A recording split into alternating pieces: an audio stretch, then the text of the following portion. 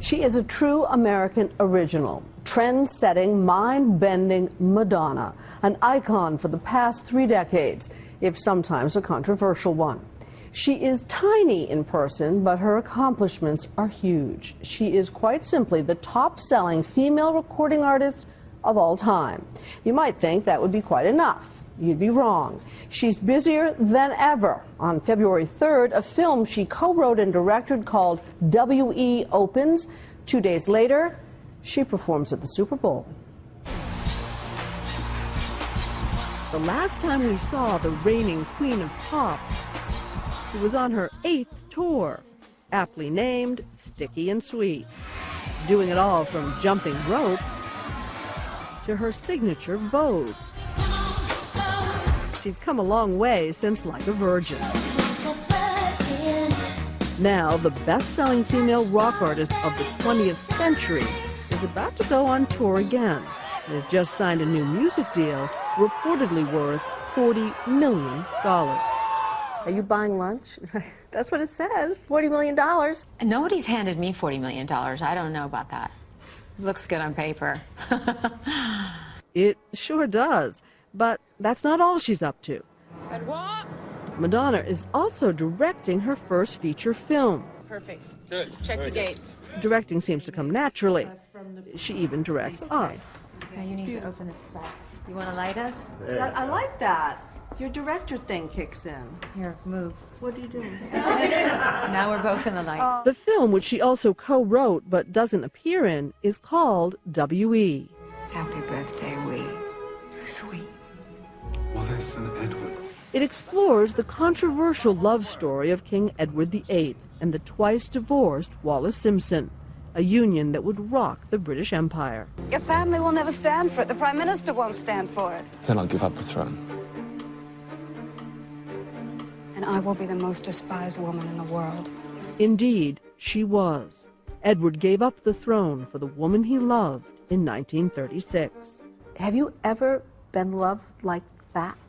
I've certainly fallen in love with people who were willing to make big sacrifices for me. Possibly not as big as I would have liked them to make.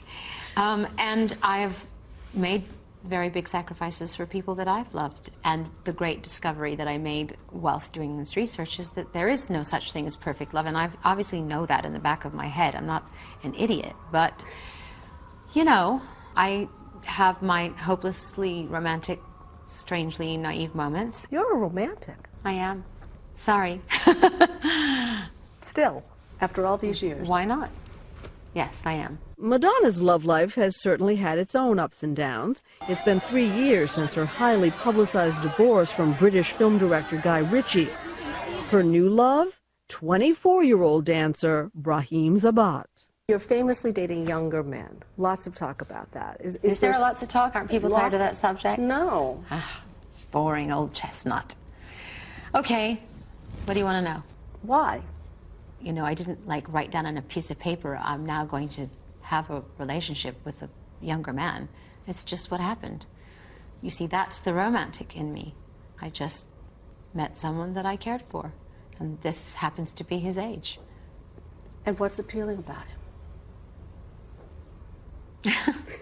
I don't feel comfortable with this conversation, but, you know, I don't want to live my life on my own. I love being a mother.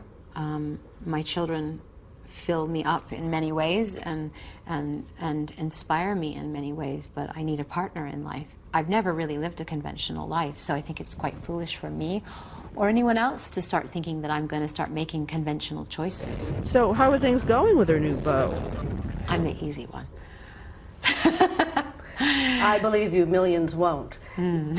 Are you the easy one? No, I don't know. I mean, I go home and I wash my face and I put on my sweatpants and I lay down on the bed and I say, oh, please rub my feet. And, you know, and he says, no, you rub my feet. So, you know, behind the curtain, I'm just like everybody else. But she's also a master of controversy. The film dives right in, with sparks flying around whether the Duke and Duchess of Windsor were, as has been widely reported, Nazi sympathizers. Because you could have sidestepped the issue. I'm interested that you didn't. You didn't need to deal with that. I didn't, but I wanted to, because I think it was something that was a real shadow that they had to live under. That's a huge libelous accusation. But what about those pictures proving the couple did meet with Hitler in 1937? I do not believe they were Nazi sympathizers. He did have a meeting with Hitler, but so did a lot of heads of states, and that didn't make them a Nazi sympathizer.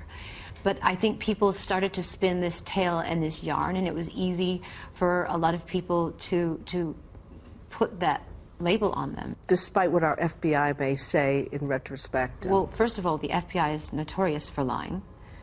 And second of all, there is actually no empirical evidence that can prove that they were Nazis or Nazi sympathizers. And you won't be able to give me any evidence. I promise you. Do you end up liking Wallis Simpson? I love her. Yeah, I do. I see her as a human being. I see her. Do you identify with her in some ways?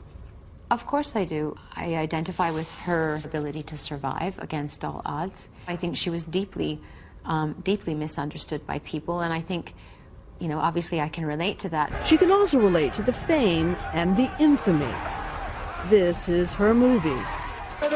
This is her life. The cameras are so intrusive, and the paparazzi, all of it is so breathtaking in a kind of way. Is that how it feels? Energy sucking. Yeah. Is that how it feels to be on the other side of those cameras? Sure. I mean, there's a certain aspect to the cameras that feel like a weapon is being pointed at you and shooting at you. Is it exhausting sometimes? Yeah. Do I get to the end of a red carpet and feel dizzy and like I need to lay down and drink an Alka-Seltzer? Sometimes I do, yeah. Sometimes it really does take your breath away, but, you know, I'm not really in a position to complain. It's a high-class problem. She's got plenty of those, like what's she going to do at the Super Bowl at halftime?